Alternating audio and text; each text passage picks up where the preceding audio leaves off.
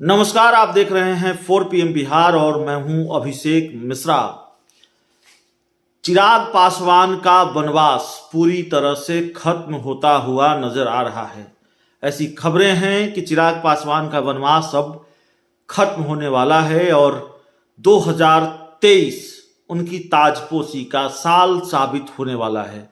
2023 की शुरुआत में ही चिराग पासवान की ताजपोशी होने जा रही है और कुल मिलाकर कहें तो जिस बात की चर्चा लंबे वक्त से रही है, जिस बात के कयास लंबे वक्त से लगाए जाते रहे हैं कि चिराग पासवान केंद्र सरकार में मंत्री बनेंगे, वो होता हुआ नजर आ रहा है। चिराग पासवान को केंद्र सरकार में मंत्री बनाए जाने की चर्चा है और ये जानकारी चिराग की पार्टी सूत्रों के हवाले से भी है और ये जानकारी मीडिया रिपोर्ट्स के हवाले से भी है। और जो घटनाक्रम है, जो जानकारी निकलकर सामने आ रही है, उससे तकरीबन यह साफ हो गया है कि चिराग पासवान अब केंद्र सरकार में मंत्री बनने जा रहे हैं।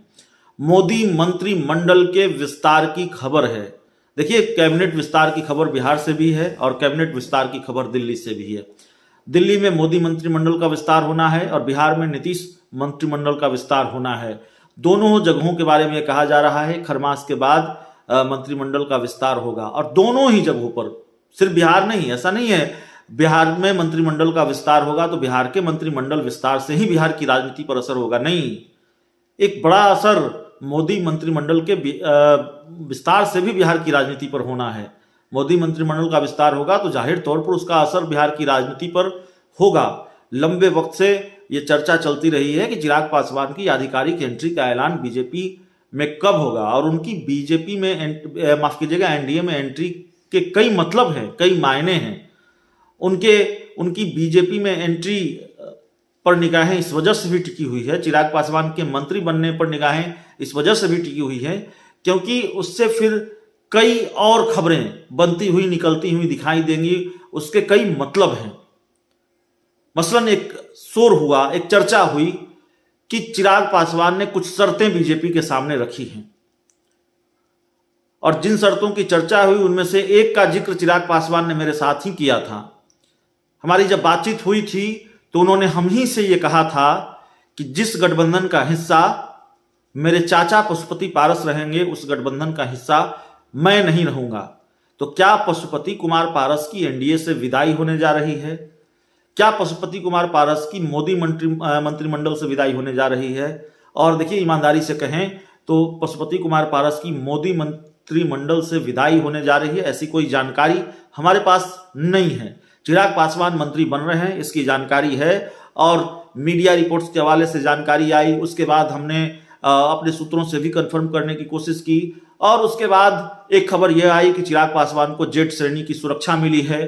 तो फिर वो इन चीजों को पुख्ता करती है कि नहीं, चिराग पासवान मोदी मंत्रिमंडल में शामिल होने जा रहे हैं। भारतीय जनता पार्टी मेहरबान है और जिस तरह से बीजेपी के लिए उन्होंने मोकामा, गोपालगंज और कुढ़नी में चुनाव प्रचार किया, कुढ़नी की सीट बीजेपी जीती, गोपालगंज की सीट बीजेपी जीती, मोकामा की सीट बीजेपी हार गई, लेकिन चिराग पासवान पर भरोसा जताया और बीजेपी को लगता है कि चिराग पासवान भरोसे पर खरे उतरे हैं। तो जाहिर तौर पर चिराग पासवान की एंट्री एनडीए में होने जा रही है। लेकिन क्या वो सारी शर्तें चिराग पासवान की बीजेपी ने मान ली है और इन शर्तों के माने जाने के बाद ही चिराग पासवान मंत्री बनने को तैयार हुए हैं या मोदी मंत्रिमंडल में शामिल होने को तैयार हुए हैं? क्या थी वो शर्तें? आप जानते हैं, कई शर्तों का जिक्र सामने आया था। यह था कि चिराग पासवान के जो चाचा हैं पशुपति कुमार पारस, उनकी एनडीए से विदाई होनी चाहिए, मंत्रिमंडल से विदाई होनी चाहिए। एक शर्त यह भी थी कि 2024 और 2025 के लोकसभा चुनाव में जो सीटों का बंटवारा होगा वो अभी होगा, सीटें अभी फाइनल करके बीजेपी दे उनको। एक शर्त यह भी थी कि लोजपा रामविलास के कोटे से एक सांसद को मंत्री बनाया जाए। जाहिर है, चिराग पासवान अकेले सांसद हैं तो मंत्री की डिमांड थी, मंत्री पद की डिमांड थी। एक शर्त यह भी थी कि बीजेपी पूरी तरह से आश्वस्त करे कि नीतीश कुमार कभी एनडीए में नहीं आएंगे, बीजेपी के साथ नहीं आएंगे, बीजेपी उनको साथ नहीं लेगी। तो क्या ये सारी शर्तें पूरी हो गई है? यह भी बड़ा सवाल है। और इन शर्तों में से कितनी शर्तें पूरी हुई है?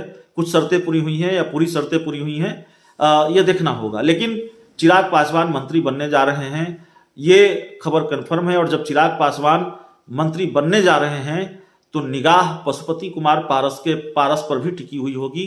वो मौजूदा वक्त में केंद्र सरकार में मंत्री हैं लोजपा कोटे से, और उनके साथ बीजेपी क्या करती है, वो कंटिन्यू करते हैं या उनको कोई दूसरी बड़ी जिम्मेवारी मिलती है, मंत्रिमंडल से हटाए जाते हैं, ये सब कुछ देखना होगा।